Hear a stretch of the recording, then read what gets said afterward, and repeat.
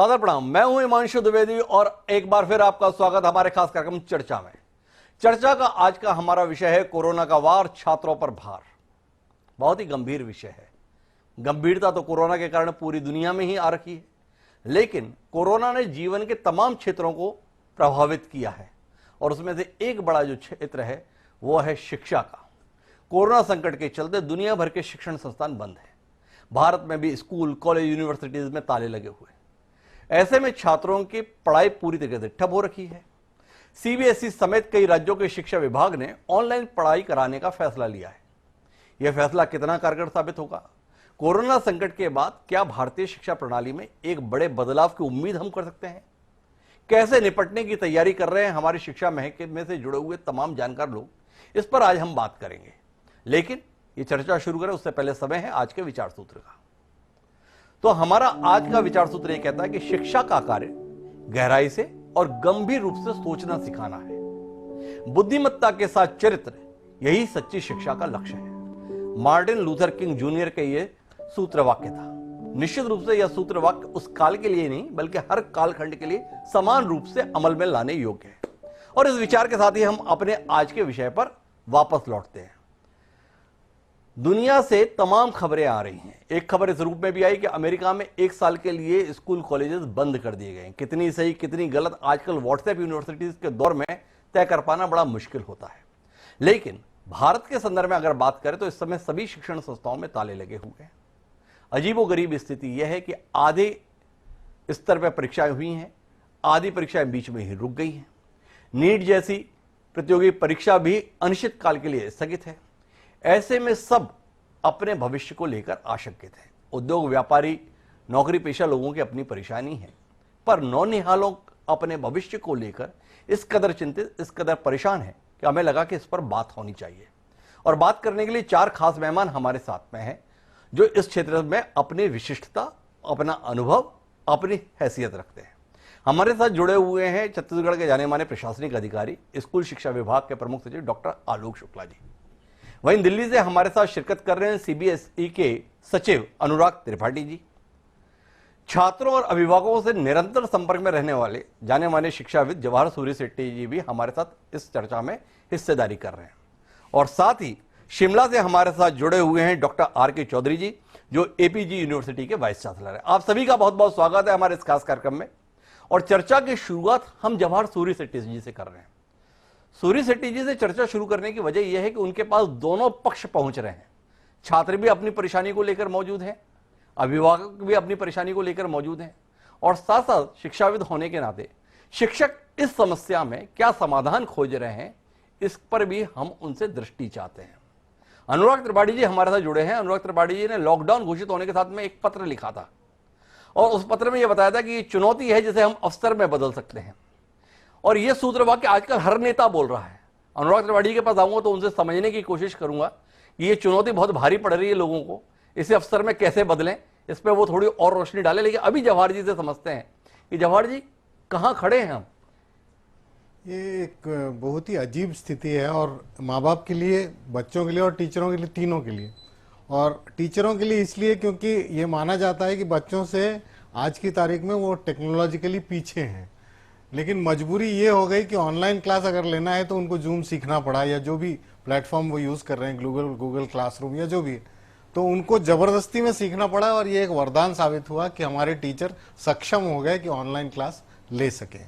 बच्चों का ये हो गया है कि 4 दीवारी के बाहर खुले हवा में घूमने वाले सडनली अगर 4 दीवारी में बंद हो जाए और माँ बाप का डंडा रहे कि बाहर नहीं निकलना है, सोशल डिस्टेंसिंग मेंटेन करना है, तो उनकी उन्मुक्तता और सोच में उन्मुक्तता में अभी लगता है कि कोई नज़र लग गई है उनकी, तो वो सोचना बंद कर दिए हैं। और ऐसा मेजर कंप्लेंट आता है कि 6-6 घंटे जो स्कूल चल रहा है ऑनलाइन, इतनी हमारी क्षमता नहीं है कि हम क्लासरूम में 6 घंटा या ऑनलाइन क्लासरूम में 6 घंटा बैठकर हमारी एकाग्रता परमिट ही नहीं करती जी। और माँ बाप का कहना है कि इन बच्चों को इतने घंटों तक संभालना हमने सीखा ही नहीं, हमने आउटसोर्स कर दिया था इनको स्कूलों को जी। तो ये दिन भर बाहर रहते हैं, तो इनको संभालें कैसे? नहीं, एक पढ़ाई तो अलग विषय हो गई जवाहर जी। कई बच्चे ऐसे हैं जो तैयारी करके रखे हुए थे, उनके एग्जाम बीच में ही रुक गए। चाहे वो सीबीएसई की बात करें या राज्य स्तर के जो बोर्ड्स हैं उनकी बात करें, यूनिवर्सिटीज की बात करें, उनके तो एग्जाम शुरू भी नहीं हुए। वो अधर में है, उस मानसिक तनाव से उबरने के संदर्भ में क्या कुछ विचार हो रहा है? इसमें कई रास्ते हैं कि हम मेरिट बेसिस पे करें या फिर पुराने एग्जाम, जैसे इंटरनेशनल बोर्ड्स ने ये किया है कि आपके अब तक के जितने परीक्षाएं हुई हैं साल भर में, उसका औसत ले लिया जाए और उनको पास कर दिया जाए या फेल कर दिया जाए, जो भी है, जो भी रिजल्ट निकालना। तो रास्ते उसके लिए मुझे टेंशन नहीं दिखता, और बच्चे उसमें बहुत तनाव में नहीं है। ये तनाव है कि मेरा एडमिशन जिस साल में होना है वो थोड़ा तकलीफ में आ गए हैं कि एडमिशन आगे खिसक गया, और कॉलेजेस को एडमिशन होगा कि नहीं ये पता नहीं चल रहा है, क्योंकि बच्चे 12वीं उत्तीर्ण है कि नहीं ये पता नहीं है। 12वीं उत्तीर्ण है ये पता नहीं है, लेकिन हमारे साथ में डॉक्टर आलोक शुक्ला जी बैठे हुए हैं। आलोक जी, आप तो लगातार ही इसी विषय को लेकर सारी योजनाएं बना रहे हैं। आपने एक वेबसाइट भी अभी हाल ही में लॉन्च की, बड़े स्तर पर आप ऑनलाइन के संदर्भ में बात कर रहे हैं। सुनने में बड़ा अच्छा लगता है कि ऑनलाइन क्लासेस हमने शुरू कर दी। बच्चों के संदर्भ में स्थिति ये, छात्रों के संदर्भ में छोड़िए, शिक्षकों के संदर्भ में जो क्लासेस लगती थी उनमें पढ़ाने नहीं आते थे, जो बच्चे पढ़ने के लिए आते थे उसमें पढ़ने के लिए तैयार नहीं होते थे। हम इस ख्वाब में हैं कि हम ऑनलाइन शुरू कर दिए और लोग एकदम पढ़ने के लिए टूट पड़े। आधे से ज्यादा छत्तीसगढ़ की बात करें तो बच्चों की तो छोड़िए, उनके माँ बाप के पास में भी स्मार्टफोन नहीं है। कितना प्रभावी है ये ऑनलाइन वाला कंसेप्ट? हिमांशु जी, सबसे पहले तो मैं ये कहना चाहूँगा कि ऑनलाइन क्लास का पूरा मतलब हमको समझना पड़ेगा जी। ऑनलाइन क्लास का मतलब ये नहीं है कि मोबाइल में हमने खोला, सामने शिक्षक पढ़ा रहे हैं और बच्चा सामने बैठ के पढ़ रहा है। ये भी एक मतलब है, लेकिन ये एकमात्र मतलब नहीं है। ऑनलाइन का मतलब ये है कि वो जो सारी चीज़ें जो बच्चों को पढ़ने के लिए ज़रूरी होती हैं वो सब उनको फिजिकली नहीं हम दे पा रहे हैं, तो वो ऑनलाइन उपलब्ध हो। तो मैं बहुत संक्षेप में पहले ये बताना चाहूँगा कि जो हम लोगों ने अपना पोर्टल बनाया है, पढ़ई तुहार द्वार के नाम से योजना शुरू की है, cgschool.in ये हमारे पोर्टल का नाम है। साथ ही उस पर जाके देखें तो देखेंगे पहली चीज़ जो हम कर रहे हैं वो ये कर रहे हैं कि जितनी भी टेक्स्ट बुक्स हैं वो सब हमने उसमें चढ़ा दी हैं। तो बच्चे उन टेक्स्ट बुक्स को अपने मोबाइल पे डाउनलोड करके अपने समय के हिसाब से पढ़ सकते हैं, उनको किताब खरीदने कहीं जाने की ज़रूरत नहीं। दूसरी चीज़ हमने ये की है कि जो हमारे शिक्षक हैं वो लेसन्स को वीडियो बना करके उसको अपलोड कर दे रहे हैं, और उस वीडियो को बच्चे कभी भी अपने मोबाइल पे डाउनलोड कर सकते हैं और किसी भी समय उसको देख सकते हैं। उसको किसी पर्टिकुलर समय पर देखने की जरूरत नहीं है। और जो डेटा की बात है, अगर हम एक घंटे का ऑनलाइन क्लास चलाते हैं तो लगभग 1 GB डेटा लगता है जी, जो हर बच्चे के पास, हर व्यक्ति के पास नहीं होगा। लेकिन उसी वीडियो को हम कंप्रेस करके जब अपलोड कर देते हैं तो मुश्किल से 25-26 GB का डेटा होता है, और उसको बच्चे कभी भी जहां पे उनको इंटरनेट मिले उसको डाउनलोड करके और अपनी फोन की मेमोरी में डाल सकते हैं, और उसके बाद ऑफलाइन भी उसको देख सकते हैं, पढ़ सकते हैं, समझ सकते हैं। तो एक तो ये महत्वपूर्ण चीज है। दूसरी चीज जो हम लोगों ने महसूस की वो ये कि कक्षा में बच्चे को होमवर्क मिलता है, उस होमवर्क को टीचर्स करेक्ट करते हैं, फीडबैक देते हैं। ये चीज भी हमने इस पूरी चीज में बिल्डअप की है। तो हमने क्या किया, जो हमारी पाठ्य पुस्तकें हैं उसमें हर पाठ के अंत में कुछ प्रश्न होते हैं होम असाइनमेंट के, वो प्रश्न हमने डाल दिए हैं वेबसाइट पे, और उसके बाद बच्चों से ये अपेक्षा कर रहे हैं कि वो उन प्रश्नों के उत्तर अपनी कॉपी में लिखेंगे वैसे ही जैसे वो कक्षा में लिखते हैं, और उसके बाद उस पेज की फोटो खींच करके वो अपलोड कर देते हैं। और हमने साइट पे ऐसी व्यवस्था की है कि शिक्षकों के पास जब वो फोटो पहुंच जाती है तो उसको बिना प्रिंट किए अपने मोबाइल पर ही उसका करेक्शन कर सकते हैं। उसमें राइट का चिन्ह लगा सकते हैं, रॉन्ग का चिन्ह लगा सकते हैं, किसी शब्द को एनसर्कल करना है, गोला लगाना है, उसका सही उत्तर लिखना है वो लिख सकते हैं, उसको नंबर दे सकते हैं, उसको तरह तरह के कमेंट्स दे सकते हैं, और उसको वो वापस सेव कर देते हैं। तो बच्चे के पास मोबाइल पर ही पहुंच जाता है और बच्चा अपना होमवर्क का करेक्शन भी देख सकता है।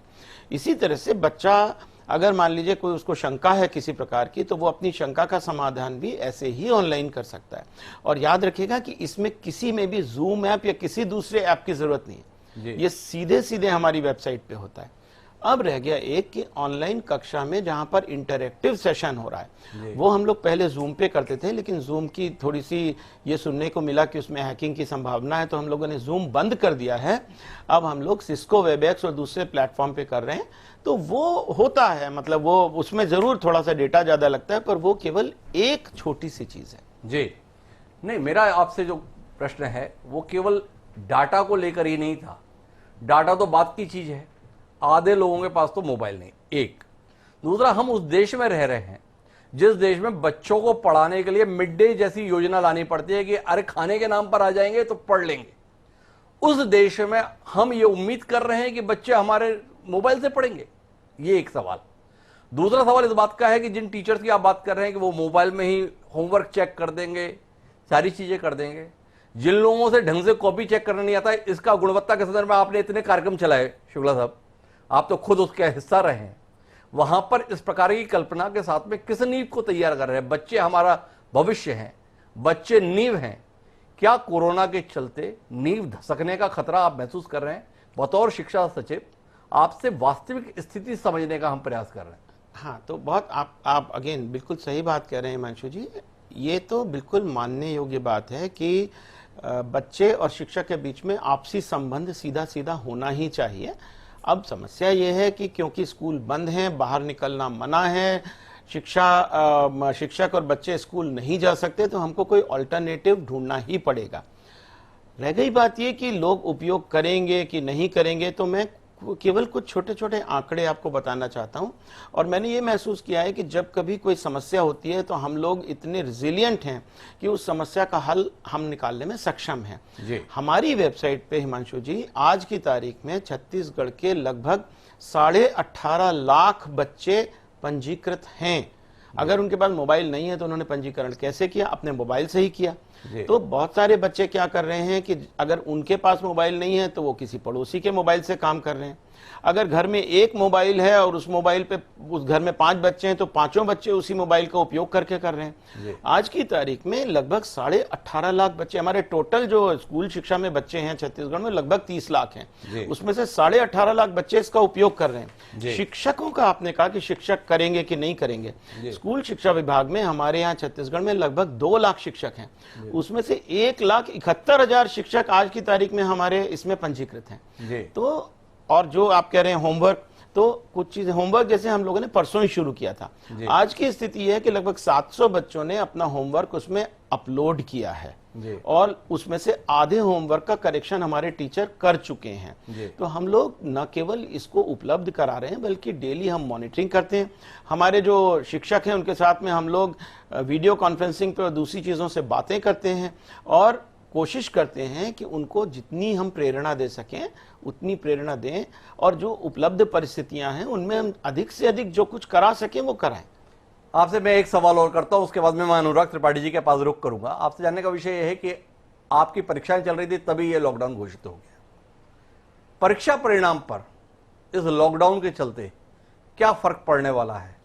अमूमन मई अंत तक परिणाम आ जाते थे, जो आपकी स्थिति होगी वो देश के अन्य बोर्ड की भी स्थिति रहेगी।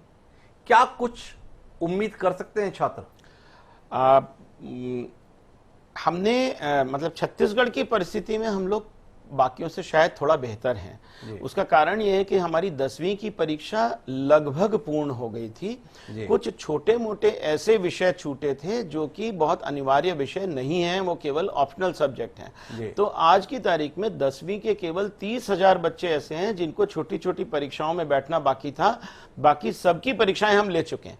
12वीं का जहां तक सवाल है, 12वीं में एक बड़ा विषय हमारा छूट गया था, भूगोल का विषय, जिसमें लगभग 90,000 बच्चों को परीक्षा में बैठना है और बाकी फिर छोटे मोटे वही 10-20 हजार बच्चे ऐसे हैं जिनको कि ऑप्शनल सब्जेक्ट में बैठना है। तो हमें लगता है कि अगर हमको 2 या 3 दिन का भी समय मिल गया तो हम ये परीक्षाएं ले पाएंगे। हमने एक समय सारणी घोषित की है हिमांशु जी, जिसमें 4 मई से 8 मई तक हमने इन परीक्षाओं की समय सारणी बनाकर के घोषणा भी की है। पर मुझे पता नहीं कि अब 4 मई को यह लॉकडाउन समाप्त होगा कि नहीं होगा। पर इस बीच में हम लोगों ने जो परीक्षाएं हो चुकी हैं उनका मूल्यांकन प्रारंभ कर दिया है और हमें उम्मीद यह है कि मई के प्रथम सप्ताह में हम ये मूल्यांकन पूर्ण कर लेंगे। अगर हमको लॉकडाउन के बाद 3-4 दिन का भी समय मिल गया तो हम समय से परीक्षा परिणाम घोषित करने की स्थिति में होंगे। एक बड़ी राहत की खबर हो सकती है उन छात्रों के लिए जो अपने परीक्षा परिणाम को लेकर चिंतित हैं। लेकिन हमारे साथ में अनुराग त्रिपाठी जी सीबीएसई के सचिव हैं। देश का सबसे बड़ा बोर्ड है, बहुत बड़ी संख्या छात्रों की हर राज्य में है। उनसे बातचीत कई लोगों की शंकाओं का समाधान करेगी। त्रिपाठी जी, आपसे समझना चाहता हूं सबसे पहले तो परीक्षाओं को लेकर ही। आप लोगों ने एक परीक्षा के संदर्भ में कई बोर्ड्स ने यह फैसला लिया कि जो बोर्ड की परीक्षा नहीं होती है वहां पर सीधे जनरल प्रमोशन दे दिया।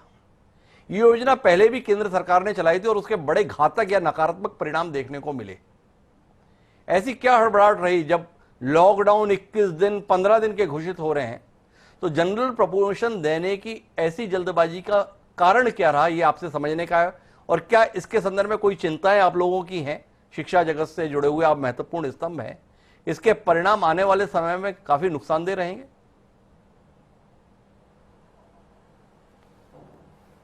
जी हिमांशु जी, सबसे पहले तो मैं आपको बधाई दूंगा कि एक अच्छी चर्चा आपने शुरू की है और इससे छात्रों को, अध्यापकों को और अभिभावकों को, तीनों को फायदा मिलेगा, तीनों जागरूक होंगे और तीनों तक हमारी बात पहुंचेगी। जी।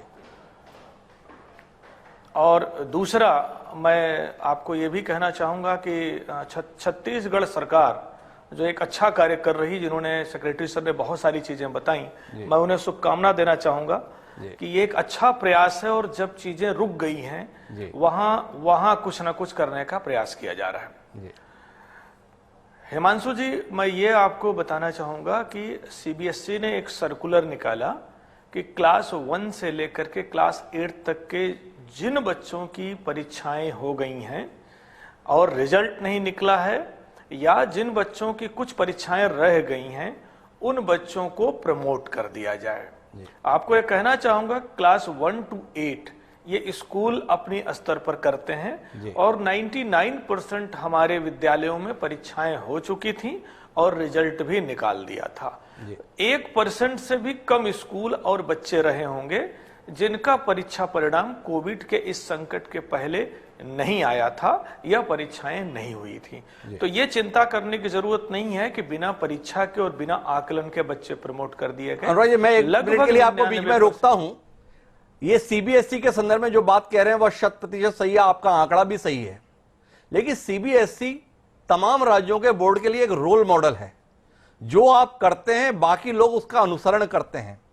कई राज्यों के अंतर्गत स्कूलों की व्यवस्था ऐसी है कि वहां पे परीक्षाएं नहीं हुई थी, पर आपके फैसले ने वहां की राज्य सरकारों को बाध्य कर दिया, इस दबाव में ला दिया कि उन्होंने भी इस फैसले पे अमल कर दिया। आप तो एग्जाम ले चुके थे, फिर भी सर्कुलर निकाल दिए, पर इसका नतीजा इस रूप में निकला है कि कई राज्यों में जो राज्य स्तर पर संचालित संस्थाएं हैं, बगैर एग्जाम के ही अपने बच्चों को प्रमोट कर दिया। आपने तो 8वीं तक की है, बाकी राज्यों में 9वीं और 11वीं के बच्चे भी प्रमोट कर दिए गए। ये एक वस्तु स्थिति है। हिमांशु जी, फिर मैं कहना चाहूंगा कि हमने 9वीं और 11वीं के भी ऐसे बच्चों को जिनकी परीक्षाएं नहीं हो पाई थी, उनके लिए ये नहीं कहा कि बिना टेस्ट लिए प्रमोट कर दें। हमारे सर्कुलर में बहुत साफ साफ ये कहा गया कि ऐसे बच्चे जिनकी परीक्षाएं नहीं हो पाई हैं, उनको ऑफलाइन या ऑनलाइन मोड में उनके टीचर और प्रिंसिपल उनका टेस्ट कर लें और उसके बेस पे उनको प्रमोट कर दें। पहली चीज। दूसरी चीज ये कि देखिए, हम वर्ष में एक बार परीक्षा करते हैं और 3 घंटे की होती है। बच्चा मोर देन 200 डेज स्कूल में होता है। स्कूल में टीचर के साथ प्रोजेक्ट करता है, एक्टिविटी करता है, तमाम सारे तरीकों से सीखता है। जब परीक्षाएं होती हैं तो सारी चीजें दरकिनार हो जाती हैं और सब 3 घंटे में बच्चे ने जो रटा है वो बच्चा लिख के आता और हम उसको नंबर दे देते हैं। ये कोविड एक ऐसा मौका है जब हमें इस चीज को सोचने पर बाध्य करता है। मैं आपको कहना चाहूंगा कि कोविड के पहले हम लोगों ने बहुत सारी ऐसी पॉलिसीज निकाली कि हमारी जो परीक्षाएं हैं वो रटने की जगह किस तरह से कॉम्पिटेंसी बेस्ड हों, किस तरह से बच्चों के कौशल की परीक्षा हम लें, उनकी क्षमता की परीक्षा लें, उनके मूल्यों की परीक्षा लें। और ऐसे क्वेश्चन पेपर हम लोगों ने अपने बदलने शुरू किए, क्वेश्चंस ऐसे डालने शुरू किए जिसमें रोट लर्निंग की जगह बच्चों की अनुभवपरक शिक्षा को बल मिले। तो ये एक अच्छा अवसर है, मुझे तो लगता है, जब घर में बच्चे वो चीजें करेंगे। कर सकते हैं नहीं, अब करना होगा। देखिए, लगभग एक महीने से चीजें बंद हैं। हम और आप अपने समय के विद्यालयों को याद करें, हम लोग 5 विषय पढ़ते थे, परीक्षा दे के आते थे, 100 में 100 नंबर लेते थे और हमारे जीवन में कितना काम आता है। आप अपने जीवन को याद करिए कि आपने physics, chemistry, math, bio, social science पढ़ा, आपके आज के जीवन में कितना काम आ रहा है, मेरे जीवन में कितना काम आ रहा है। जीवन में काम क्या आता है? जीवन में इन परीक्षाओं के रटे हुए और नंबर काम नहीं आते। जीवन में काम आता है कि हमने कितना कुशलता प्राप्त की, कितनी क्षमता प्राप्त की, योग्यता प्राप्त की। और कुशलता क्या होती है? आपका बच्चा बात कर सकता है, कम्युनिकेट कर सकता है, निर्णय ले सकता है, किसी समस्या से बाहर निकल सकता है, वो ऐसी सिचुएशन में क्रिटिकल थिंकिंग उसके अंदर है कि नहीं, आपका बच्चा एक टीम में वर्क कर सकता है कि नहीं, सहयोग कर सकता है कि नहीं, लीडरशिप है कि नहीं। समाज में आपका बच्चा जब ये चीजें सीखता है तभी अपनी पोजीशन पर वो जा पाता है। रटने वाली शिक्षा यहां तक नहीं लाती। ये मैं जानबूझ के आज चर्चा कर रहा हूं इस कोविड के माध्यम से। ये एक ऐसा अवसर है जब टीचर क्लासरूम में नहीं है और बच्चे घर में हैं। तो हम लोग क्या कह रहे हैं अब टीचर से और पेरेंट्स से कि अपने बच्चों को ये अवसर का लाभ उठाने का मौका दीजिए। और मौका कैसे देंगे? आप सपोज करिए कि एक विषय में 5 चैप्टर हैं और हम बच्चों से कह रहे हैं, टीचर्स कह रहे हैं कि 5 विषयों में बच्चों को प्रोजेक्ट और एक्टिविटी असाइन करिए। अभी छत्तीसगढ़ सरकार के सचिव महोदय भी कह रहे थे कि बच्चे अपने घर में काम करें। बच्चों को जब वो होती अनुभव परक शिक्षा। किताबें हैं, बच्चे पढ़ेंगे, रिसर्च करेंगे, खोज करेंगे, प्रश्न करेंगे, प्रोजेक्ट बनाएंगे, उस पर कुछ ना कुछ लिख करके अपलोड करेंगे। जब उनमें समस्या आएगी तब वो टीचर से प्रश्न करेंगे। तो ये सीखना एक तरह से एक्सपीरियंशियल लर्निंग है जो घर में सीखने का मौका मिला है। हाँ, चूंकि बच्चे घर में हैं तो उनको अब सपोर्ट करने की, मोटिवेट करने की और मॉनिटर करने की जिम्मेदारी पेरेंट्स की है। अब टीचर उनके पास नहीं है। हमें, आपको और अपने पेरेंट्स को बच्चों को 2 घंटे या 4 घंटे जो भी निर्धारित समय है उनमें उनको सपोर्ट करना है कि जिससे वो ये एक्टिविटी और प्रोजेक्ट कर सके, घर में खाली नहीं बैठे, नहीं तो ये समय निकल जाएगा। स्कूल में फायदा क्या होता है कि बच्चे 6 घंटे 8 घंटे टीचर के सामने पढ़ लेते हैं, लेकिन वो एक तरह की बाध्यता होती है। और अगर टीचर बहुत अच्छे तरीके से कम्युनिकेट नहीं कर पा रहा है तो बच्चों के लिए सजा हो जाती है। और सोचिए कि ऐसा हमारी और आपकी जिंदगी में भी हुआ होगा, जब हम पढ़ते गए, रटते गए और चीजें है ना समझ में आती थी ना जीवन के काम आती थी। तो ये एक अवसर है जब बच्चा खुद से पढ़ेगा, रिसर्च और खोज करेगा, प्रोजेक्ट करेगा, उसके बाद जब स्कूल खुलेगा तो टीचर उनको चेक करके नंबर दे सके। अनुराग, ये आप जो बात कर रहे हैं वो ये बात कर रहे हैं कि रटंत की जगह अनुभव परक शिक्षा का अवसर है हमारे पास में कि हम अपनी शिक्षा को उस तरफ डाइवर्ट करें। लेकिन इसके उलट 2-3 बिंदु और हैं जिस पे आपसे रोशनी की उम्मीद है। बहुत अच्छी बात है कि हमारे पास कौशल होना चाहिए, हमारे पास में जो है अनुभव के लिए जो भविष्य में काम आता है उसकी जगह होनी चाहिए। पर हमारे साथ में चौधरी साहब बैठे हुए हैं, एक विश्वविद्यालय के वाइस चांसलर हैं शिमला के। वहां पर काम अनुभव नहीं आता, वहां पर मार्कशीट काम आती है। दिल्ली में 12वीं पास के बाद में जो सूची निकलती है दिल्ली यूनिवर्सिटी की, उसमें लोगों को नंबर की ही जरूरत होती है, इसके अलावा किसी चीज की जरूरत नहीं होती। ये जीवन का यथार्थ है। एक दूसरा आपसे जानने का विषय यह है कि आपकी तरफ से बाध्यता रहती थी कि 180 दिन स्कूल में होना चाहिए, 180 दिन में 90% अटेंडेंस होनी चाहिए, अगर नहीं है तो परीक्षा में बैठने की पात्रता नहीं है। वर्तमान में दृश्य ऐसा लग रहा है कि स्कूल इतनी आसानी से खुलने वाले नहीं है। कोविड अभी प्रारंभिक रूप में है। जो अनुभव लोगों का आ रहा है, जो आकलन आ रहा है, रिसर्च आ रहा है, यह अवधि लंबी चलने वाली है और इसमें बाकी दुकानें वगैरह खुल जाएं, पर सबसे ज्यादा अगर रोक लगेगी तो वो शैक्षणिक संस्थानों पर लगेगी। सीबीएसई इस चीज को ध्यान में रखते हुए क्या कुछ योजना बना रहा है, क्या कुछ भविष्य की तैयारी कर रहा है, इस पर आपसे दृष्टि की उम्मीद। और दूसरा, एग्जाम्स के संदर्भ में जो बोर्ड परीक्षाएं थी उनको लेकर क्या निर्णय लेने जा रहा है, इस पर भी थोड़ी रोशनी की उम्मीद। जी हिमांशु जी, मैं दोनों विषयों पर प्रकाश डालता हूं। सबसे पहले तो ये बताना चाहूंगा कि बहुत कम विश्वविद्यालय और हायर एजुकेशन के इंस्टीट्यूशंस हैं जो 12th के मार्क्स के बेस पे बच्चों का एडमिशन लेते हैं। दिल्ली विश्वविद्यालय उनमें से एक प्रमुख है जो ऐसा करता है। और हम लोगों ने रिक्वेस्ट भी की है और हम उम्मीद भी करते हैं कि आने वाले समय में ज्यादातर विश्वविद्यालय और इंस्टीट्यूशंस बच्चों के मार्क्स और मेरिट की जगह टेस्टिंग करेंगे, इंटरव्यू करेंगे और उनकी प्रोजेक्ट रिपोर्ट को देख करके उनको सेलेक्ट करने का प्रयास करेंगे, जैसे विश्व स्तरीय बहुत सारे इंस्टीट्यूट करते हैं। पहली बात। दूसरी बात, ये कोविड का संकट पूरे देश में है और पूरे विश्व में है। दिल्ली विश्वविद्यालय या ऐसे विश्वविद्यालयों को भी मालूम है कि ऐसे समय में परीक्षाओं को करना, कराना, आकलन करना थोड़ा सा कठिन है। हम उम्मीद करते हैं कि आने वाले समय में जब अपनी टेस्टिंग करेंगे, एडमिशन करेंगे, इसको ध्यान में रखेंगे जिससे ये नुकसान बच्चों को ना हो। मैं आता हूं आपके दूसरे प्रश्न पर कि 10वीं और 12वीं की परीक्षाएं हम कर रहे थे। ऑलमोस्ट 70% परीक्षाएं हम पूरी कर चुके थे। सिर्फ 12वीं के 12 विषयों की परीक्षा हमें लेनी है और 10वीं के कुछ बच्चे जो दिल्ली के नॉर्थ ईस्ट जिले में दंगों के कारण परीक्षा नहीं दे पाए, उनकी परीक्षा लेनी है। अभी भी हम उम्मीद कर रहे हैं कि जब लॉकडाउन हटेगा तो 10 दिन 12 दिन का समय हमें मिलेगा तो हम ये परीक्षाएं कर लेंगे, अपना इवैल्यूएशन 1 से 1.5 महीने में पूरा कर लेंगे और हम रिजल्ट दे देंगे। हमको ज्यादा से ज्यादा 1.5 से 2 महीने की जरूरत है, क्योंकि बच्चों की संख्या ज्यादा है। 36 लाख बच्चे हैं, लगभग 2 करोड़ कॉपियां, हर कॉपी में 18 से 20 पन्ने होते हैं, तो बड़ा काम है। लेकिन हम उम्मीद कर रहे हैं कि 10 दिन के समय में परीक्षा कराएंगे और महीने 1.5 महीने में हम इवैल्यूएशन कराएंगे। हमने सरकार से भी निवेदन किया है और हम उच्च स्तर पर प्रयास कर रहे हैं, क्योंकि कुछ प्रदेशों में इवैल्यूएशन शुरू हो गया है। हमारी परीक्षा देश के सारे प्रदेशों में हुई है, इसलिए हम केंद्र सरकार के पास निवेदन कर रहे हैं कि अगर हमको कुछ समय के लिए इवैल्यूएशन का मौका दिया जाए और कुछ देर के लिए स्कूल को सोशल डिस्टेंसिंग रखते हुए खोलने का अवसर मिले, तो हम परीक्षाओं की कॉपियां चेक करा लें और बच्चों को रिजल्ट दे दें। तो दोनों ब्लेंडेड अप्रोच हम लेकर के चल रहे हैं और हम उम्मीद करते हैं कि जांचने का अवसर हमें मिलेगा और हम जितनी जल्दी होगा रिजल्ट देंगे। जिस दिन अवसर मिलेगा हम 2 महीने के अंदर संभव हो करके अपना रिजल्ट दे सकेंगे। छात्रों से, अभिभावकों से और अध्यापकों से मैं यही कहूंगा कि पैनिक होने की जरूरत नहीं है। ये सिर्फ सीबीएसई ही नहीं, देश के सारे बोर्ड के लिए चैलेंज है, विश्व के लिए चैलेंज है। जो होगा सबके साथ एक जैसा होगा। तो जब भी खुलेगा, जब भी रिजल्ट निकलेगा, जब भी हायर एजुकेशन एक जैसा होगा, ये अनुराग जी का कहना। अनुराग जी, मैं फिर आपके पास में आऊंगा, लेकिन मेरे साथ चौधरी साहब जुड़े हुए हैं। हमारी अभी तक जो भी चर्चा रही वो स्कूली छात्रों पर केंद्रित रही, लेकिन हमारे साथ में एपीजे यूनिवर्सिटी के वाइस चांसलर चौधरी साहब हैं और चौधरी साहब से ये समझने की कोशिश है कि कोविड के चलते उच्च शिक्षा का क्षेत्र भी बुरी तरीके से प्रभावित हो रहा है। क्या आप भी त्रिपाठी जी की तरह और डॉक्टर शुक्ला जी की तरह इसे अवसर के रूप में देख रहे हैं, या आपको लग रहा है कि ये वाकई चुनौती है जिससे निपटना अभी समझ नहीं आ रहा है?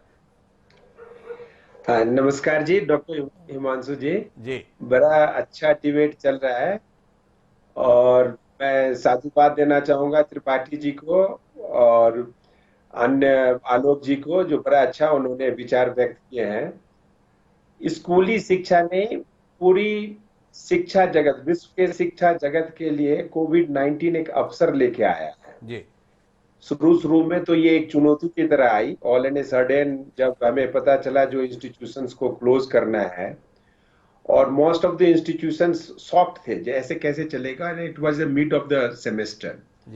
लेकिन मैं जब देख रहा हूँ धीरे धीरे जो विश्व में चल रही है, अभी 90% से above educational institution through out the world closed है। और पहले तो सबने एक्सपेरिमेंट किया, क्योंकि ये जो ई लर्निंग की जो बात चल रही है आज, जो डिजिटल लर्निंग और ई लर्निंग प्रैक्टिसेस की बात चल रही है, अर्लियर जो पहले था वो एजुकेशनल इंस्टीट्यूशंस ने इसको एक एज एडिशनल टूल्स यूज किया था। अभी छत्तीसगढ़ के आलोक गुप्ता जी ने बड़ा अच्छा बताया था, उन्होंने बड़ा अच्छा विश्लेषण भी किया कि कैसे छत्तीसगढ़ में उन्होंने वेबसाइट बना के और इन सब चीजों को, मॉड्यूल्स को, और वो बात भी कर रहे थे कि कैसे लर्निंग मटेरियल्स को अपलोड किया जाएगा। तो जो निकल के निष्कर्ष आता है पिछले 1 महीने में, और जो प्रयास उच्च शिक्षा में जो विश्वविद्यालय स्तर पर हायर टेक्निकल इंस्टीट्यूशंस ने किया है, वो अब एडिशनल टूल से आगे बढ़ के एसेंशियल्स टूल्स में बदलने वाला है जी। और रियली एक अपॉर्चुनिटी है, और मैंने देखा भी है ऑस्ट्रेलिया से लेके यूएसए से लेके एवं इंडियन एजुकेशनल इंस्टीट्यूशन ने धीरे धीरे प्रयास किया है। मैं आपको बता दूं जो डिजिटल लर्निंग की जो प्रोसेस है वो सिर्फ जूम या गूगल क्लासेस तक सीमित नहीं है, वो एक माध्यम है जिसके थ्रू से आप एक ऑनलाइन क्लासेस का, एक वर्चुअल क्लासेस का एक वो देते हो, अपॉर्चुनिटी देते हो। इसके लिए बेसिकली कुछ चीजों की जरूरत है। वो लर्निंग मैनेजमेंट सॉफ्टवेयर की सबसे पहले जरूरत होती है। हम लोगों ने पहले से भी इसको यूज किया था एज ए टूल्स, जिसमें कि क्या है, जो कि देखो मैं जब अवसर की बात करता हूं तो इसमें कई सारी चीजें आती हैं जी। और उच्च शिक्षा के लिए तो बहुत बड़ी एक अवसर है। वो क्या है, जो उच्च शिक्षा कई सालों से हिंदुस्तान में ये बात चल रही है जो आउटकम बेस्ड एजुकेशन सिस्टम को अचीव किया जाए जी। दूसरी बात जो थी, जो रिसर्च एंड डेवलपमेंट की बात है, अभी भी इंडियन यूनिवर्सिटी और इंडियन एजुकेशनल इंस्टीट्यूशंस में उस लेवल का रिसर्च एंड डेवलपमेंट नहीं है। और उसका मेन कारण ये है जो मोस्ट ऑफ द यूनिवर्सिटी जो है सो टीचिंग लेड है, उसमें क्लासरूम टीचिंग पर बहुत ज्यादा फोकस था, कंटेक्ट सावर पर बहुत ज्यादा फोकस था। ये जो कोविड-19 एज ए कंपल्सन ही आया, और जब हम पॉसिबिलिटीज को एक्सप्लोर कर रहे हैं। तो मुझे तो वो चीज दिख रहा है जो भारतीय शिक्षा जगत, स्पेशली जो अभी हम 200 यूनिवर्सिटीज में नहीं आ रहे हैं, हमारे most of the educational institutions, और रिसर्च एंड डेवलपमेंट पे जो हमारी वो कमेंट्स थी, तो वो एक अवसर की तरह हम इसको ले सकते हैं और हम पूरी तरह से आउटकम बेस्ड सिस्टम्स को इम्प्लीमेंट कर सकते हैं और लर्निंग को अचीव कर सकते हैं। अभी भी मैं अपने विश्वविद्यालयों में देख रहा हूँ, जो बातें आपने बड़ी अच्छी हिमांशु जी ने आपने सचिव सीबीएसई को बताया था, जो कि आप जो विश्वविद्यालय है वो सर्टिफिकेट देख के ही एडमिशंस लेते हैं जी। लेकिन इसका दूसरा भी पहलू है, उन्होंने बड़ा अच्छा एक्सप्लेन किया, जो धीरे धीरे बदलाव आ रहा है। और मैं आपको बताऊं, वहां विश्वविद्यालय में एक बार 12th की मार्कशीट तो देखी जाती है, लेकिन जब ये बच्चे प्रोफेशनल्स बन के कॉर्पोरेट में जाते हैं तो वहां मार्कशीट की कोई वैल्यू नहीं है। वहां पे उनकी स्किल्स की वैल्यू है, उन्होंने क्या लर्न किया, वो जो उन्होंने किस तरह का प्रोजेक्ट किया, रियल लाइफ के चैलेंजेस को वो किस तरह से ले सकते हैं। तो भारतीय शिक्षा जगत के लिए तो ये काफी बड़ी अपॉर्चुनिटी है। और अब आप देख रहे हो जो कि सारी यूनिवर्सिटीज, इवन अच्छी अच्छी यूनिवर्सिटियां, वेबिनार और कई सारी पॉसिबिलिटीज को उन्होंने एक्सप्लोर किया है। और आपकी बात बड़ी सच्ची है, मैं आपको साधुवाद देता हूं, आप जो विजुलाइज कर रहे हो, जो सबसे लास्ट में एजुकेशनल सेक्टर को खोला जाएगा, और स्पेशली हायर एजुकेशनल सेक्टर को तो अभी वेट करना पड़ेगा, और इसको एज एसेंशियल टूल्स भी यूज नहीं कर रहे हैं। लेकिन मैं अपने माननीय प्रधानमंत्री जी का, अभी जो पीछे कल भी उनकी मन की बात हुई थी, उसमें उन्होंने जो कंक्लूड किया है, जो ये एक चुनौती बन के हमारे सामने आई है, लेकिन इस चुनौती से कुछ अच्छा निकल के जाएगा। तो भारतीय शिक्षा जगत के लिए तो जरूर कुछ अच्छा निकल के जाएगा, क्योंकि भारतीय शिक्षा जगत अभी सीखने की कोशिश कर रही है। चैलेंजेस हैं, जो चैलेंजेस हैं, सबसे बड़ी अभी जो वर्ल्ड की क्वालिटी सर्वे हुई है, उनका रिपोर्ट आया है, वो इंटरनेट की कनेक्टिविटी की एक बहुत बड़ी प्रॉब्लम यहाँ पे आई है। दूसरी जो आप बातें कर रहे हो, जो टेक्नोलॉजी की भी प्रॉब्लम है, अभी भी हम उतने टेक्नोलॉजी से भी नहीं है, दो India has a significant development in the software side, but अभी कुछ चैलेंजेस हैं जिसको कि हम ओवरकम कर लेंगे। लेकिन जो मुझे सबसे ज्यादा खुशी लग रही है वो ये है, जो कि ये एक अवसर दे रहा है, जो कि ट्रांसपेरेंट हायर एजुकेशन सिस्टम को इमर्ज करने का, जो क्रिटिकल लर्निंग और क्रिटिकल थिंकिंग की बातें अनुराग त्रिपाठी जी कर रहे थे, वो हायर एजुकेशन इंस्टीट्यूशंस में भी एक मैटर ऑफ कंसर्न है, और उस पर काफी बातें चल रही हैं। कई बार इस बातों को बड़े उस रेगुलेटिंग बॉडीज ने भी उठाई है, कई स्टेप्स भी लिया गया है। अभी यूजीसी ने भी ऑनलाइन लर्निंग के लिए, और साथ साथ अदर रेगुलेटिंग बॉडीज ने भी अपने अपने मॉडल्स लाए हैं। बट ये सब कुछ एक ना मेकशिफ्ट अरेंजमेंट है, एक क्राइसिस मैनेजमेंट है। बट अभी एजुकेशनल इंस्टीट्यूशन सिस्टम्स को लर्न करना पड़ेगा, और मुझे तो दिखाई पड़ रहा है कि एक अच्छा कुछ निकल एक अफसर के तौर पे चौधरी साहब भी सहमत इस बात में कि एक अच्छा अफसर और उसकी दृष्टि में हम आगे भी बढ़ रहे हैं। लेकिन जवाहर जी, मैं आपसे थोड़ा अलग दिशा में लेके चलता हूं। सब बहुत अच्छा महसूस कर रहे हैं, बड़ा अवसर है, हम लोग एक नई दिशा में आगे जा रहे हैं, नई दिशा में आगे बढ़ रहे हैं। लेकिन मेरा जानने का विषय इससे थोड़ा दीगर है। एक तरफ क्लासेस लग नहीं रही हैं, एक तरफ ऑनलाइन क्लासेस के संदर्भ में बात की जा रही है। जितनी कोचिंग क्लासेस वाले हैं वो भी आजकल अखबार में फुल पेज का विज्ञापन दे रहे हैं कि हम कोचिंग क्लासेस जो है ऑनलाइन शुरू कर रहे हैं। पर इसके दीगर सरकारों के फरमान आ रहे हैं। मैं जब जाऊंगा आलोक शुक्ला जी के पास में तो उनसे भी पूछूंगा। ये स्कूल सरकारी तौर पर जो व्यवस्था बना रहे हैं वो तो आलोक शुक्ला साहब ने बना ली, सीबीएसई स्कूल के संदर्भ में अनुराग जी भी बात कर रहे हैं, पर स्कूलों के अपने इकोनॉमिक्स भी इस कोविड के चलते बैठ रही है। सरकारें दनादन फरमान दे रही हैं, फीस नहीं ले सकते, तनख्वाह आपको पूरी देनी है, फलाना ऐसा करना है। बड़े स्तर पर शिक्षा जगत लड़खड़ाने वाला दिखाई दे रहा है। जितने भी स्कूल शिक्षा के संचालक हैं, भले ही कहा जाए कि शिक्षा व्यापार नहीं है, लेकिन इस सच्चाई से किसी को इनकार नहीं कि सिवाय व्यापार के और कुछ बचा नहीं है। आपसे जानना चाहता हूं कि ये जो कुछ हालात बन रहे हैं, इसमें शिक्षा क्षेत्र का भविष्य आप क्या देख रहे हैं? क्योंकि आप कई स्कूल के संचालकों के साथ भी जुड़े हुए हैं, कई स्कूलों के बोर्ड में भी हैं, तो इसलिए इस चुनौती से भी आप इनकार नहीं कर सकते हैं कि ये चुनौती नहीं, ये चुनौती है, और ये चुनौती को बिल्कुल सकारात्मक रूप से देखना चाहिए। क्योंकि मान लीजिए 70% बच्चे गवर्नमेंट स्कूलों में जाते हैं, तो गवर्नमेंट के पास भी पैसा नहीं बचेगा कि संचालन स्कूलों का हो सके। तो इकोनॉमिक स्थिति सरकारी स्कूलों की और बाद में प्राइवेट स्कूलों की, दोनों की खराब होने वाली है। इसमें नवाचार की, देखिए ऑनलाइन हम लोग बात तो करते हैं जरूर, और ये एक टेम्पररी सोल्यूशन दिखता है। सारे स्कूलों को प्राइवेट पब्लिक पार्टनरशिप में जाना पड़ेगा आगे। दूसरा है कि नवाचार, और जैसे एक उदाहरण देता हूं मैं, जब जम्मू कश्मीर में लड़ाई हो रही थी, पाकिस्तान बमबारी कर रहा था, तो वीडियोकॉन महिंद्रा और मैंने यूनाइटेड नेशंस के साथ मिलके सोशल डिस्टेंसिंग मेंटेन करते हुए हम लोगों ने 25 बच्चों को एक बस में बिठाकर पढ़ाया था। जी। कुछ ऐसी चीजें जिसमें टीचर घरों में जा सके या बस स्कूल तक पहुंच सके या बच्चों तक पहुंच सके, इस तरह के नवाचार जिससे कि फेस टू फेस लर्निंग हो सके प्राइवेट स्कूलों को और खासकर शासकीय स्कूलों को, क्योंकि ऑनलाइन एक बार जैसे आपने कहा कई बच्चों के पास नहीं होगा। अगर 60 करोड़ बच्चे ऐसे हैं स्कूली शिक्षा में, तो 30 करोड़ बच्चों के पास डिजिटल डिवाइस नहीं होगा। जी। तो उनके लिए क्या रास्ता आगे निकल सकता है, ये सरकारों और प्राइवेट स्कूलों के लिए बहुत बड़ा विषय है। और इकोनॉमिक्स के तौर पर इस तरह के फरमान, ये ठीक है कि तकलीफ में होगा आदमी, फीस पे नहीं कर सकता, इसलिए सरकार को देना पड़ता है, लेकिन उससे व्यवस्था तो बिगड़ती है प्राइवेट स्कूलों की। प्राइवेट की व्यवस्था तो बिगड़ती है। मैं वापस आलोक शुक्ला साहब के पास में रुक कर रहा हूं। आलोक जी, मेरे आपसे सवाल बिल्कुल अलग है। आपसे जानने का विषय है कि आपने तकनीक दे दी, व्यवस्था बना दी, और ये सराहनीय इसलिए कि आप हाथ पे हाथ रख के नहीं बैठे कि कोविड आ गया अब क्या कर सकते हैं, स्कूलों में ताला डाल दो, घर में बैठो सब लोग, और जब कोविड चला जाएगा तब हम भी आ जाएंगे।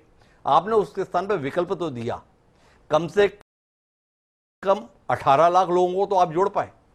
लेकिन जब आप इतना सब कुछ कर रहे हैं, तो क्या ऐसा कोई योजना भी आपके जहन में कि जो बच्चे वंचित हैं इस टेक्नोलॉजी से, जिनके पास में आर्थिक रूप से स्थिति नहीं है, जैसे आप मध्याह्न भोजन योजना चलाते थे, मध्याह्न भोजन योजना के लिए भी सरकार प्रबंध करती है, पैसा उपलब्ध कराती है, तो बच्चों को डिवाइस मिल सके, बच्चों के पास में संसाधन रहे पढ़ाई के संदर्भ में, क्या इस पर भी कोई सरकार का इरादा है विचार करने का? हिमांशु जी, आपके इस प्रश्न का उत्तर दूं उसके पहले एक छोटी सी जानकारी देना चाहता हूं जी। कि सीजी स्कूल पर केवल स्कूली शिक्षा हमारे यहाँ उपलब्ध नहीं है। जी। आज की तारीख में उच्च शिक्षा की बीए, बीएससी, बीकॉम की कक्षाएं भी सीजी स्कूल पर चल रही हैं। और आज मुझे सचिव हायर एजुकेशन ने ये बताया, मंगई जी ने, कि बहुत शीघ्र 2-4 दिन में वो छत्तीसगढ़ के सभी विश्वविद्यालयों की शिक्षा भी इस पर प्रारंभ कर रहे हैं। तो ये केवल जानकारी के बतौर था। जी। जो बात आपने कही टेक्नोलॉजी के बारे में, उस पर हम लोग बहुत गहनता से विचार कर रहे हैं। जी। और बात ये नहीं है कि डिवाइस दे दी जाए, डिवाइस बांटना तो सबसे आसान विकल्प है। जी। बात यह है कि जो उपलब्ध टेक्नोलॉजी है उसका उपयोग कैसे किया जा सके। तो आपको एक उदाहरण बताना चाह रहा हूं कि हम मान लीजिए वीडियो ना दे पाए, जी। क्योंकि वीडियो के लिए स्मार्टफोन चाहिए। जी। लेकिन कोई भी फोन हो, चाहे वो फीचर फोन हो, हर फोन में 2 चीजें जरूर होती हैं, एक स्पीकर होता है और एक सुनने के लिए यंत्र होता है। क्योंकि फोन पे बोलने वाला बोलेगा और सुनने वाला सुनेगा, इतना तो होगा ही होगा। तो हम लोग एक ये अभी छोटा सा रिसर्च कर रहे हैं और मुझे लगता है कि हम सफलता की ओर बढ़ रहे हैं 2-3 दिन के भीतर, कि हम बहुत सारे लेक्चर्स की ऑडियो रिकॉर्डिंग करके और उसको एसएमएस में टैग करके फीचर फोन पे भी भेज पाएंगे और वो अपने फीचर फोन पर उसको सुन पाएंगे। जी। तो अगर वो देख नहीं पाएंगे तो कम से कम बच्चे उसको सुन पाएंगे, शिक्षक की बात सुन करके बहुत सारा काम कर पाएंगे। तो इस तरह के बहुत सारे विकल्पों पर आपने मेरे सवाल को टाल दिया सर। मेरा तो बहुत स्पष्ट सवाल था। खाने के लिए मध्याह्न भोजन योजना चला सकते हैं, अभी स्कूल चल नहीं रहे हैं। मध्याह्न भोजन का जो पैसा है, क्या वो पैसा लगा के उन बच्चों को एक फोन उपलब्ध कराया जा सकता है? आप भी इस व्यवहारिक रूप से असहमत नहीं होंगे कि जो देख के समझने आने वाली चीज है वो केवल सुन के समझने वाली चीज नहीं है। अब आज के दौर में ना तो कृष्ण जैसे गुरु रहे, ना अभिमन्यु जैसे जो है बच्चे रहे कि पेट में है तो भी सीख जाए। तो व्यवहारिकता का तकाजा है कि तकनीक के संदर्भ में अगर जाना चाह रहे हैं तो तंग हाथों से नहीं, खुले हाथों से जाना चाहिए। आपका हिमांशु जी, आप थोड़ा सा घुमा के उस चीज को पूछ रहे हैं, पर आप मेरी बात समझ सकते हैं कि मैं टीवी अनुराग जी, मैं आपके पास ही आऊंगा इसकी बात के ऊपर कितनी बात कर सकता हूं। पर हाँ, एक तो मैं ये कहना चाहूंगा, मध्याह्न भोजन हमने बंद नहीं किया है। आपको पता होगा कि छत्तीसगढ़ सरकार ने मध्याह्न भोजन सूखे भोजन के रूप में सभी बच्चों के माता पिता को पहुंचाया। मेरा सवाल ही आपसे यह है आलोक जी, मेरा सवाल आपसे यह है कि मध्याह्न भोजन की तो कोई जरूरत इसलिए नहीं रह गई कि आप सभी को 3 महीने का राशन दे रहे हैं। सरकार इसे उपलब्धि के तौर पर बता रही, चाहे केंद्र की हो चाहे राज्य की। तो अभी भोजन देने की तो दिक्कत है नहीं, क्योंकि हर परिवार को आप राशन दे रहे हैं। प्रधानमंत्री जी चीख के बता रहे हैं 80 करोड़ लोगों को राशन दे दिया है। तो मध्याह्न भोजन की उपयोगिता नहीं है। वो पैसा जो मध्याह्न भोजन के लिए था, उस पैसे का उपयोग जब आप सब एक राय हैं, इतने बड़े बड़े लोग सीबीएसई के सचिव तैयार हैं, आप तैयार हैं, वाइस चांसलर साहब तैयार हैं, सूर्य शेट्टी साहब भी हामी भर रहे हैं। तो जब तकनीक के संदर्भ में इतना आग्रह और तकनीक को अवसर के तौर पर देख रहे हैं, तो ऐसे नवाचार की भी कोई उम्मीद की जा सकती है, विचार करने की उम्मीद हो सकती है? मुझे ऐसा लगता है हिमांशु जी कि कोई ना कोई रास्ता जरूर निकलेगा। और पूरी दुनिया में जो हम लोगों का अनुभव है वो ये है कि अक्सर डेटा ज्यादा महत्वपूर्ण होता है, डिवाइस उतनी महत्वपूर्ण नहीं होती। यूएस में तो कई बार ऐसा होता है कि जब डिवाइस जो है वो दी जाती है तो डेटा के साथ देते हैं। $10 में आपको एक पूरा मोबाइल फोन मिल जाता है डेटा के साथ। तो मुझे लगता है कि हमारी टेक्नोलॉजी कंपनीज और हम सब लोग मिलकर के, सारा देश मिलकर के इसका कोई ना कोई रास्ता निकालेगा। पर मैं एक चीज जरूर कहना चाहता हूं, मैं अभी इतना निराश नहीं हूं कि ये सारा शायद बहुत लंबा चलने की जरूरत पड़े और हम समय से स्कूल खोल ना पाए। हमारे स्कूल खुलने की तारीख वैसे भी 15 जून है जी। तो हम सब लोगों को मिलकर इस बात की उम्मीद करना चाहिए कि समय से स्कूल खुलेंगे और हम लोग बिल्कुल नियमित तरीके से जैसी पढ़ाई करते हैं स्कूलों में वैसी होगी। 15 जून से स्कूल खुलने की उम्मीद है। डरे हम इसलिए हैं कि अमेरिका में 1 साल तक के लिए स्कूल कॉलेज बंद होने की बात आ रही है, तमाम जगहों से दहशत भरी बातें आ रही हैं। तो ऐसा आग बंद करे रहने से तो काम नहीं चलेगा। लेकिन आपकी उम्मीदों के साथ में हूं मैं। पर मैं अब अनुराग जी के पास रुक करता हूं। पहले तो अनुराग जी जो हस्तक्षेप करना चाहते हैं उनकी बात सुनेंगे, फिर मेरे कुछ सवाल उनसे हैं, उनके भी उत्तर लेने की कोशिश है। जी अनुराग जी। हिमांशु जी, कुछ नए प्रयोग जो एचआरडी मिनिस्ट्री ने पूरे देश के लिए किए हैं वो बताना जरूरी है आपके माध्यम से जी। और मीडिया के द्वारा हम चाहेंगे कि ये समाचार घर घर तक पहुंचे, क्योंकि आपकी रीच हर घर में है जी। सीबीएसई या एचआरडी मिनिस्ट्री के तहत आने वाले एनसीईआरटी और एनआईओएस ने कई नए कार्य शुरू किए हैं जी। सबसे पहले तो सीबीएसई के स्कूलों ने ऑनलाइन क्लासेस शुरू की हैं। अब वो जूम के माध्यम से भी शुरू की हैं और कई बार वो कुछ प्लेटफॉर्म यूज कर रहे हैं उनके माध्यम से। वो ऐसे बच्चों के लिए है जिनके घर में लैपटॉप है, कंप्यूटर है, इंटरनेट है और बाकी फैसिलिटी है। ऐसे लाखों बच्चे इसका फायदा उठा रहे हैं और सीबीएसई स्कूलों में पढ़ने वाले हर स्कूल में हमारे यहाँ कंप्यूटर लैब अनिवार्य है और हम उम्मीद करते हैं कि हमारे मैक्सिमम बच्चों के पास इंटरनेट फैसिलिटी और बाकी डिवाइस है। हम आते हैं दूसरे प्रश्न पे।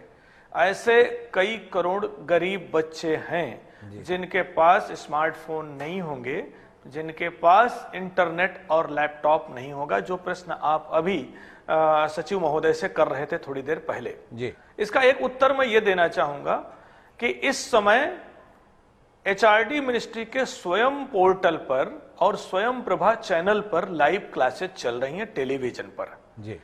हम मान के चल रहे हैं कि देश के ज्यादातर घरों में टेलीविजन है। गरीब से गरीब बच्चों के घर में भी अब टेलीविजन है, ब्लैक एंड व्हाइट या कलर्ड। जी। टेलीविजन पर क्या हो रहा है मैं आपको सूचना देना चाहूंगा। एक स्वयं प्रभा चैनल है जो एचआरडी मिनिस्ट्री के अधीन आता है। स्वयं प्रभा चैनल पर प्रतिदिन दोपहर 1 बजे से शाम के 7 बजे तक एनआईओएस के टीचर्स लाइव क्लासेस ले रहे हैं, विषय wise, subject wise, chapter wise.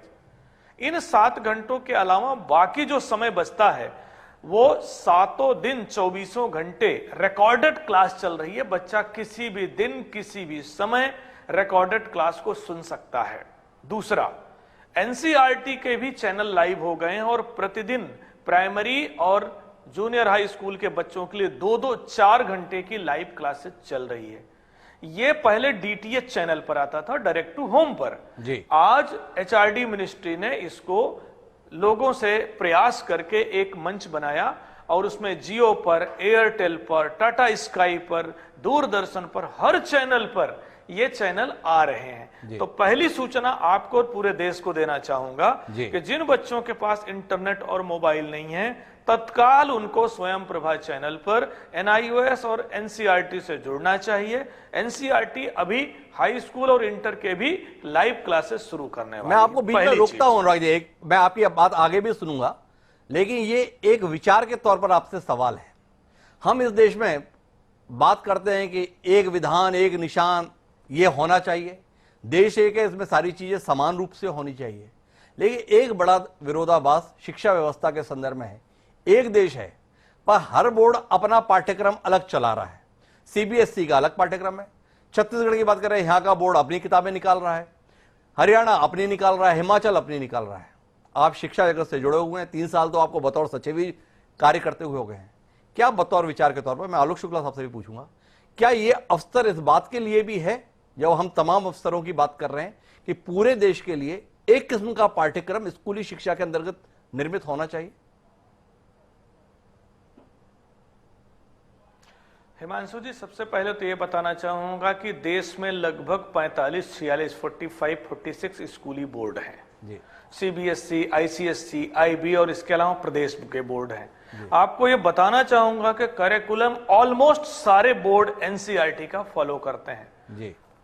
Curriculum का मतलब होता है पढ़ाने का तरीका। जो विषय में और सब्जेक्ट में, चैप्टर में लिखा हुआ है, उसको हम किस तरीके से ट्रांजैक्ट करें, क्लासरूम में टीचिंग लर्निंग प्रोसेस कैसे हो, ये करिकुलम एनसीईआरटी ने बनाया हुआ है। और ऑलमोस्ट सारे देश की एससीईआरटी के थ्रू जितने भी बोर्ड हैं उस करिकुलम को फॉलो करने का प्रयास करते हैं। तो ये कहना चाहूंगा करिकुलम ऑलमोस्ट सारे बोर्ड फॉलो कर रहे हैं। दूसरा, जो किताबें हैं वो 5 या 6 विषय मुख्य होते हैं 10वीं और 12वीं में। 10वीं में आपके पास सामाजिक विज्ञान होता है, आपके पास गणित होता है, विज्ञान होता है और 2 भाषाएं होती, हिंदी, अंग्रेजी या प्रादेशिक भाषाएं। जी। मैं ये कहना चाहूंगा कि देश के सारे बोर्डों में ये 5 विषय जो पढ़ाए जा रहे हैं उनमें ऑलमोस्ट सारे चैप्टर एक ही हैं। आप उठा के देख लें, फिजिक्स, साइंस हो, एसएसटी हो, ज्यादातर चैप्टर एक ही हैं। सिर्फ स्थानीयता के लिए हो सकता है कि कुछ पाठ्यक्रम में सामाजिक विषय और साहित्य के कुछ नए चैप्टर हो। तो मोटा मोटी आपको बताना चाहूंगा कि पूरे देश के ज्यादातर बोर्डों के जो सिलेबस है, जो करिकुलम है, जो बुक्स हैं, वो मेजर कंपोनेंट को लेकर के एक ही है। मैं आपको बीच में 1 मिनट के लिए रोकूंगा। मेरे साथ में जवाहर सूरी शेट्टी साहब हैं, शिक्षा जगत से जुड़े हुए। कितना इत्तेफाक रख रहे हैं जवाहर साहब आप इस बात से? ये बिल्कुल सही है कि 80% सिलेबस सभी बोर्ड्स का एक ही है। सवाल इस बात का है, फिर आप 80% आ गए। बात यह कि ये 100% क्यों नहीं हो सकता? ये 20% का जो खेल है, इसके संदर्भ में आलोक जी आप कुछ कहेंगे? हिमांशु जी, मैं ये कहना चाहता हूं कि शिक्षा का जहां तक सवाल है, उसमें जो हमारे देश में आपने कहा एक रूपता ठीक है, पर हमारे देश की जो एक और बड़ी महत्वपूर्ण बात है वो है विविधता में एकता। जी। तो एक अनुराग जी आपको बता रहे थे कि नेशनल करिकुलम फ्रेमवर्क है, उस फ्रेमवर्क के हिसाब से सभी बोर्ड, सभी राज्य सब अपना एक जैसा पाठ्यक्रम बनाते हैं। लेकिन क्या आपको ऐसा लगता है कि छत्तीसगढ़ के बच्चों को छत्तीसगढ़ का इतिहास नहीं पढ़ना चाहिए और महाराष्ट्र के बच्चों को महाराष्ट्र का इतिहास नहीं पढ़ना चाहिए? क्या छत्तीसगढ़ के बच्चों को छत्तीसगढ़ के साहित्य को नहीं पढ़ना चाहिए? तो इसलिए कुछ विविधता होगी जी। हम बिल्कुल एक नहीं कर सकते, पर हाँ ये जरूर है कि कॉम्पिटेंसीज, जो कौशल विकास की बात है, उसको हमें एक रखना पड़ेगा। तो इसलिए केंद्र के स्तर पर आलोक जी, मैं साहित्य के संदर्भ में आपकी बात से सहमत हूं, इतिहास के संदर्भ में सहमत हूं, लेकिन जो मुख्य विषय हैं जिसके संदर्भ में साइंस है, मैथ्स है, सामाजिक तौर पर जो विषय हैं, इकोनॉमिक्स है, इनके संदर्भ में यह पाठ्यक्रम समान रहना चाहिए। इसमें आपको कोई ऐतराज? इसमें लगभग एक समान ही है हिमांशु जी। इसमें आप देखेंगे कि अगर मैं फिजिक्स में पढ़ रहा हूं तो फिजिक्स का पाठ्यक्रम कक्षा 9वीं का, 10वीं का, 11वीं, 12वीं का लगभग सब बोर्डों का लगभग एक समान है। कहीं पर छोटा मोटा, मुझे नहीं लगता 80%, मैं शायद जवाहर जी की बात से सहमत नहीं हूं, इन विषयों में लगभग आप ये मानकर चलें कि 98-99% एक जैसा है। 98-90%, 99% का दावा आलोक शुक्ला जी का है। मौका लगा तो एक बार कार्यक्रम इसको लेकर भी मैं जरूर करूंगा, जिसमें अलग अलग बोर्ड के लोग बैठे और बताएं कि कहानी कहां है, और उसकी एक विस्तृत रिपोर्ट भी लेकर आप लोगों के साथ बैठने को। जी अनुराग जी। जी अनुराग जी। हिमांशु जी, देखिए, सारे लोग जो एक बात कर रहे हैं, मैं उस पर बल देना चाहूंगा कि हमारे देश के विभिन्न बोर्ड जो भी विषय पढ़ा रहे हैं, वो ऑलमोस्ट सारे विषय और सारे बोर्ड ऑलमोस्ट मिलते जुलते चैप्टर्स पढ़ाते हैं। बेसिकली महत्वपूर्ण ये नहीं है कि आप एक किताब कर दें और एक करिकुलम कर दें। स्थानीयता बहुत जरूरी है।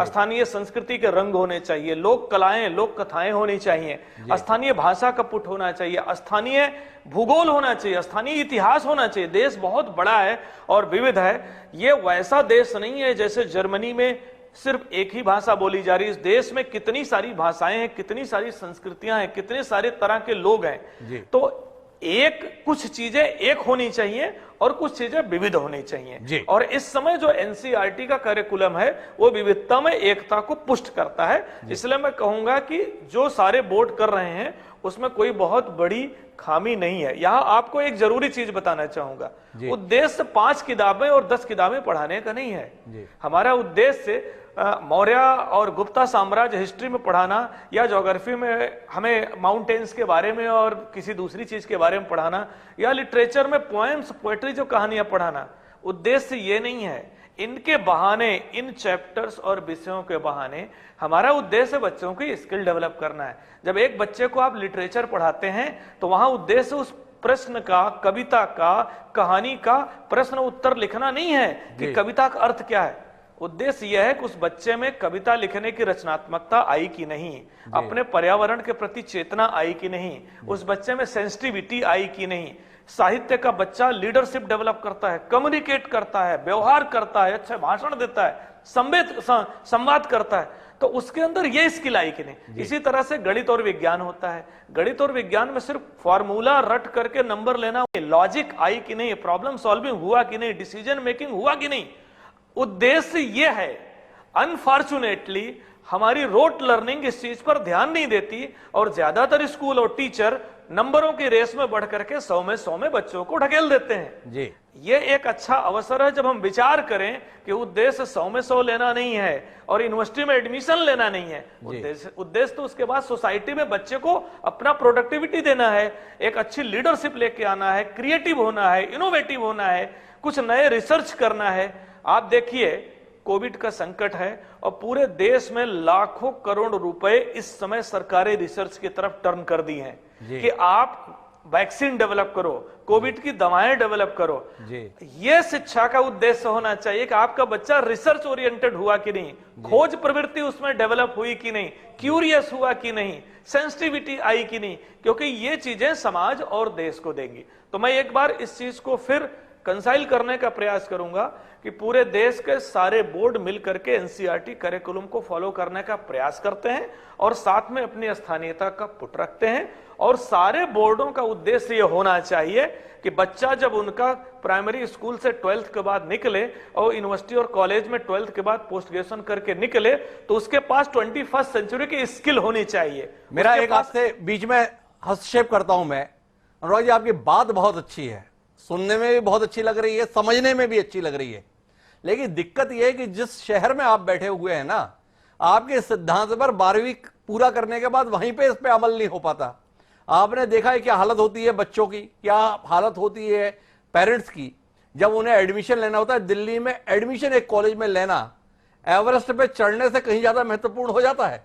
तो ऐसी परिस्थिति में जिस उद्देश्य को आप चाह रहे हैं उस उद्देश्य के लिए आगे की व्यवस्थाओं को भी उतना संभावनापूर्ण बनाना होगा। क्या इस बात से आप ना इत्तेफाकी रखते हैं?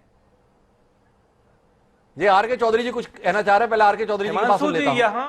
जी, एक बार आर के चौधरी जी की बात सुन लेता हूं। जी, जो मैं अनुराग त्रिपाठी जी से इत्तेफाक रखता हूं, वो जो बातें लाने की कोशिश कर रहे हैं, जो सबसे इंपॉर्टेंट है एजुकेशन सिस्टम में बदलाव की, वो बात कर रहे हैं जी। जो हमारी स्पून फीडिंग या जस्ट हम टीचिंग फोकस्ड टाइप की टीचिंग दे रहे हैं, उससे अलग की बात ये कर रहे हैं जो कैसे बच्चों में इनोवेशंस आए, कैसे उनमें रिसर्च एंड डेवलपमेंट की एट्रीब्यूट्स दी जाए।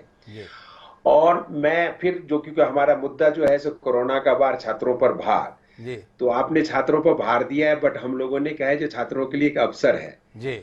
और जो अभी कोरोना ने हम लोगों को ये जो डिजिटल लर्निंग के तरफ मोड़ा है, क्योंकि पहले भी थी लेकिन अब ऐसा लग रहा है जो कि एक एसेंशियल टूल्स के रूप में एजुकेशन सिस्टम इसको एसिमुलेट करेगी जी।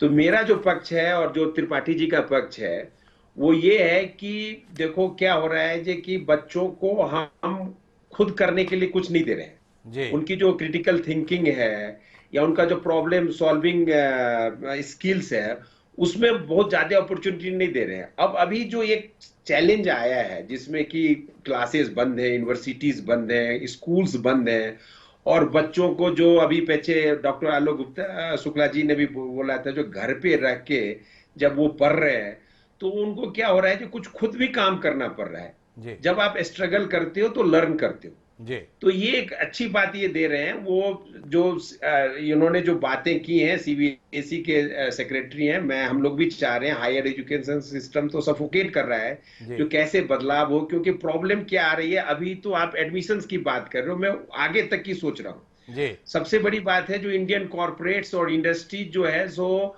हमारे ग्रेजुएट के स्किल्स पे क्वेश्चन मार्क्स डाल रहा है। जी। कई सारे इस पे रिसर्च हुए हैं और इम्प्लॉयबिलिटी स्किल्स पे भी हमें प्रॉब्लम आ रही है। वो स्कूली शिक्षा से ही आ रही है, जी। क्योंकि स्कूल्स में से ही हमें research and development, critical thinking, problem solving attributes ये सब लाना है। तब हम लोग भी उसको फर्दर नर्चर करके उसको ट्रू प्रोफेशनल बना रहे। तो मैंने इसीलिए इसमें इंटरवेन किया। जो त्रिपाठी जी सही बात कर रहे हैं। मैं आखिरी बातचीत और के आप लिए एक बार फिर त्रिपाठी जी के पास चल रहा हूं। मेरा समय समाप्त हो रहा है। त्रिपाठी जी, मेरे आपकी बात भी सुननी और अपना एक सवाल भी है कि ये जो बदलाव, जो अवसर, चुनौती में आप ढूंढ रहे हैं और शुक्ला साहब ढूंढ रहे हैं, बाकी सब भी ढूंढ रहे हैं, तो ये सुधार केवल और केवल पढ़ाने में ही रहेगा या आप इसको परीक्षा में भी तब्दील करेंगे? ये एक सवाल, मेरा आखिरी सवाल आपसे और आपकी बात।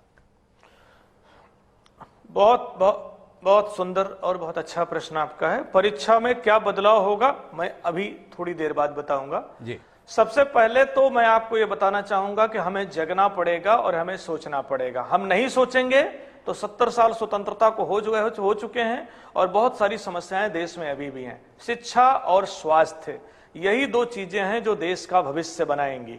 एक बच्चे को शिक्षित कर दीजिए और स्वस्थ कर दीजिए, वो बच्चा आपके देश के लिए 50 वर्ष काम करेगा। लेकिन अगर बच्चा अस्वस्थ है और अशिक्षित है तो आपके देश पर बोझ की तरह होगा। ये जरूरत इस समय बदलाव की है। मैं फिर कहूंगा, अवेयरनेस बहुत जरूरी है और आपके चैनल ही नहीं, देश के मीडिया के माध्यम से मैं ये बताना चाहूंगा, ये अवेयरनेस आज नहीं तो कल पेरेंट्स को, टीचर्स को, प्रिंसिपल्स को, सोसाइटी मेंबर्स को लानी ही पड़ेगी। अवेयरनेस क्या, हिमांशु जी, मैं आपके प्रश्न का उत्तर दूंगा। आईआईटी का एग्जाम होता है, आईआईटी के एग्जाम में 20 लाख बच्चे बैठते हैं। सेलेक्ट कितने होते हैं? फ्यू थाउजेंड जी। 20 लाख बच्चों में फ्यू थाउजेंड आईआईटी में सेलेक्ट होते हैं। नीट का एग्जाम होता है, 25 लाख बच्चे परीक्षा देते हैं। सेलेक्ट कितने होते हैं? Few thousand. हम जो एक रेस लगा दिए हैं कि देश के 50 लाख बच्चे सिर्फ इंजीनियरिंग और डॉक्टरी में जाएं, जब बच्चे उन दो परीक्षाओं में सफल नहीं होते हैं तब वो कहां जाते हैं? सड़क पर होते हैं। लेकिन अगर हम 8वीं के बाद बच्चों को वोकेशनल में लेकर के जाएं, उनकी स्किलिंग करें, उनकी कैपेसिटी बढ़ाएं, उनकी एबिलिटी बढ़ाएं, उनको 100 रास्ते और दिखाएं, तो बच्चे वहां जाएंगे जहां उनकी कॉम्पिटेंसी है। हर बच्चे की कॉम्पिटेंसी डॉक्टर इंजीनियर की नहीं होती, कलाकार भी बनता है, स्पोर्ट पर्सन भी बनता है, बिजनेसमैन भी बनता है, मार्केट में जाता, आपके जैसे मीडिया में भी आता है। होता क्या है कि जब वो डॉक्टर और इंजीनियर नहीं बनता है तो वो 35 लाख और 40 लाख और 60 लाख बच्चों में से फिर 50-49 लाख बच्चे तब सड़क पे जाके अपना रोजगार ढूंढते हैं। दिस इज द टाइम जब पेरेंट्स को, टीचर्स को, अभिभावकों को सोचना पड़ेगा कि बच्चों को उस दिशा में बढ़ाएं जहां उनकी कॉम्पिटेंसी है। और एजुकेशन डिपार्टमेंट को ये टीचर्स के माध्यम से, स्कूलों के माध्यम से, पॉलिसी के माध्यम से, अधिकारियों के माध्यम से ये बदलाव लाना ही पड़ेगा कि रटने की जगह, नंबर की जगह कॉम्पिटेंसी बेस्ड शिक्षा हो, स्किल बेस्ड शिक्षा हो, एबिलिटी बेस्ड शिक्षा हो। ये मेरे प्रश्न का उत्तर है। आज नहीं तो कल बदलाव लाना पड़ेगा। जितनी देर से आएगा उतनी देर से आपका, हमारा, देश का, बच्चों का, सबका नुकसान है। और करोड़ों की एचआर वो नहीं कर पा रही है ह्यूमन रिसोर्स जहां जाना चाहिए। बड़े महत्वपूर्ण बात अनुराग जी ने कही। अब मेरा समय चूंकि समाप्त हो रहा है, हालांकि चर्चा बहुत अच्छी दिशा में जा रही है। मौका लगा तो एक बार फिर साथ में जरूर बैठेंगे, क्योंकि बात देश के भविष्य की है। बड़ी सुंदर बात अनुराग जी ने कही कि शिक्षा और स्वास्थ्य, इन दो पर ही सबसे ज्यादा जोर की जरूरत है। आलोक शुक्ला जी जो इनोवेटिव ले रहे हैं उसके संदर्भ में सब एक राय है कि यह सिलसिला और आगे बढ़ना चाहिए। आप सभी का बहुत बहुत धन्यवाद। उम्मीद है कि आपके साथ यह हुई चर्चा छात्रों और अभिभावकों दोनों के लिए उपयोगी रही होगी। अब समय है आज के शेर का। हमने इस शिक्षा व्यवस्था को ध्यान में रखते हुए ही अकबर इलाहाबादी का कवि का कहा हुआ शेर आज चुना है। उन्होंने कहा था कि हम ऐसी कुल किताबें काबिले जप्ती समझते हैं, कि हम ऐसी कुल किताबें काबिले जप्ती समझते हैं कि जिनको पढ़ के लड़के बाप को खपती समझते हैं।